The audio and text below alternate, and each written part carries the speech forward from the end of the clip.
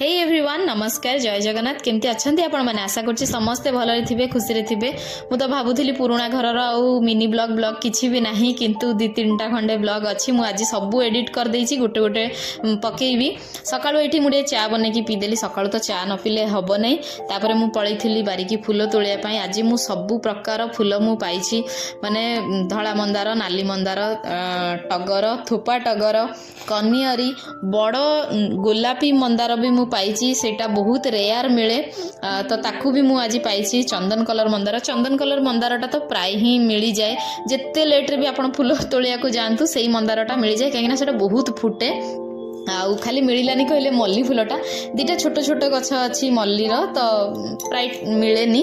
आज मते सबू प्रकार फूल मिली माँ चाहती कि मुझे सबू फूल तांकु लगाए तो घरे किछिटा रखिली पूजा करने आउ बाकी मंदिर नहीं जाइली। आई बारी को मु बहुत मिस करुछु। एबे मु नुआ घरे बसिकी वॉइस ओवर दउछि तो मु बारी की बहुत मिस करुछि।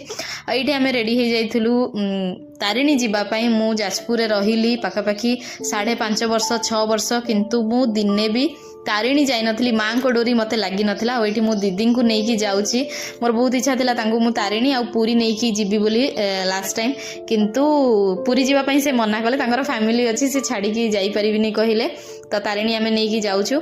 आमे तो जीवार थिला सकाळ 7टा 8टा भितर आमे बाहरी बोली किना किंतु मु राती रे पानी रखी नथली सकाळू पानी आसिला नै आउ बहुत लेट रे पानी आसिला गला को मु खाली मो मन रे थाई कि मां कर दर्शन हबो ना समस्त कहउथिले 10 मिनिट भितर मंदिर बंद हे जिवो किंतु आमे गलु मां को दर्शन बहुत भलरे मु कली। मु थरे ही जाइथिली बाहागर आगुरु तारिणी किंतु सेते बेले भी मां को देखि पार नथली बहुत भीड़ थिला माने न्यू ईयर टाइम रे जाइथिली तो मु फाइनली मां को दर्शन बहुत भलरे कली।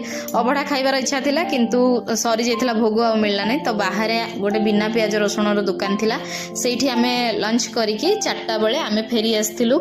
आशा करछि आज रो ई मिनी ब्लॉग टी आपण मानकु भल लागिथिबो। रहिली धन्यवाद।